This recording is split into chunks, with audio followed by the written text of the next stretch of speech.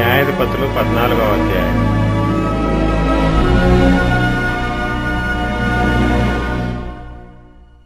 సంసోను తిమ్నాతునకు వెళ్లి తిమ్నాతులో ఫిలిష్తీయుల కుమార్తెలలో ఒకతెను చూచెను.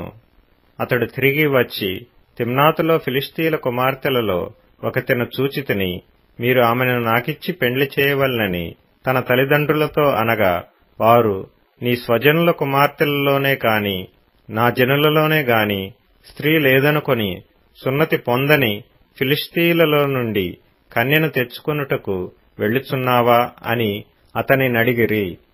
అందుకు సంసోను, ఆమె నాకిష్టమైనది గనుక ఆమెను నా కొరకు తెప్పించుమని తన తండ్రితో చెప్పెను.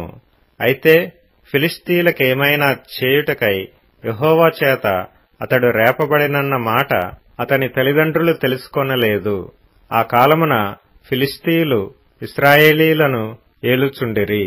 అప్పుడు సంసోను తన తల్లిదండ్రులతో కూడా తిమ్నాతునకు పోయి తిమ్నాతు ద్రాక్ష తోటల వరకు వచ్చినప్పుడు కొదమసింహము అతని ఎదుటికి బొబ్బరించుచూ వచ్చెను. యెహోవా ఆత్మ అతనిని ప్రేరేపింపగా అతని చేతిలో ఏమీయూ లేకపోయినను ఒకడు మేకపిల్లను చీల్చున్నట్లు అతడు దానిని చీల్చెను. అతడు తాను చేసినది తన తండ్రితోనైనను తల్లితోనైనను చెప్పలేదు. అతడు అక్కడికి వెళ్లి ఆ స్త్రీతో మాట్లాడినప్పుడు ఆమె యందు సంసోనుకు ఇష్టము కలిగెను.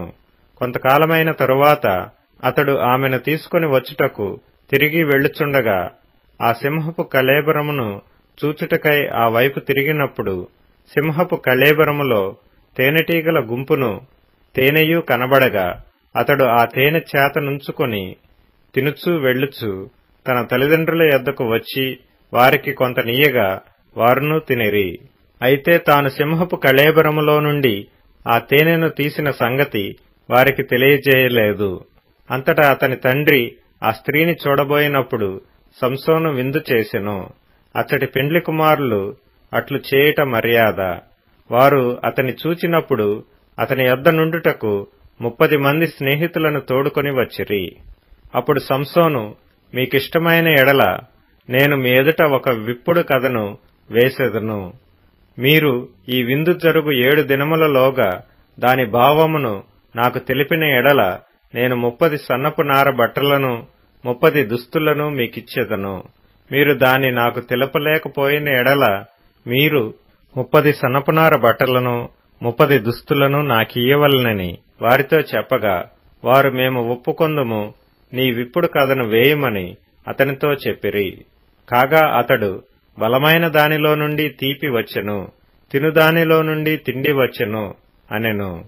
3 దినములలోగా వారు ఆ విప్పుడు కథ భావమును చెప్పలేకపోయిరి. 7వ దినమున సంసోను భార్యతో ఇట్లనిరి, నీ పెనిమిటి ఆ విప్పుడు కథ భావమును మాకు తెలుపునట్లు అతని లాలన చేయుము. లేని ఎడల మేము అగ్నివేసి నిన్ను నీ ఇంటివారిని కాల్చివేసెదము. మా ఆస్తిని స్వాధీనపరచుకొనుటకే మమ్మను పిలిచితిరా అనిరి.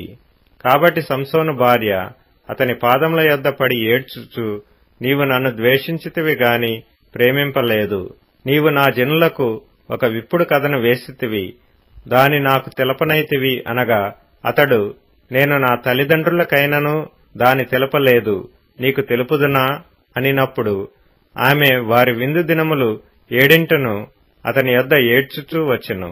7వ దినమున ఆమె అతని తొందర పెట్టినందున అతడు ఆమెకు దాని తెలియజేయగా ఆమె తన జనులకు ఆ విప్పుడు కథను తెలిపెను. 7వ దినమున సూర్యుడు అస్తమింపక మునుపు ఆ ఊరి వారు, తేనె కంటే తీపి అయినదేది, సింహము కంటే బలమైనదేది అని అతనితో అనగా అతడు, నా దూడతో దున్నకపోయిన ఎడల నా విప్పుడు కథను విప్పలేక ఇందురని వారితో చెప్పెను. యెహోవా ఆత్మ అతని మీదికి మరలా రాగా అతడు అష్కెలోనుకు పోయి వారిలో 30 మందిని చంపి వారి సొమ్మును దోచుకుని తన విప్పుడు కథ భావమును చెప్పిన వారికి బట్టలనిచ్చెను. అతడు కోపించి తన తండ్రి ఇంటికి వెళ్లగా అతని భార్య అతడు స్నేహితునిగా భావించుకొనిన అతని చెలికానికి ఇయ్యబడెను.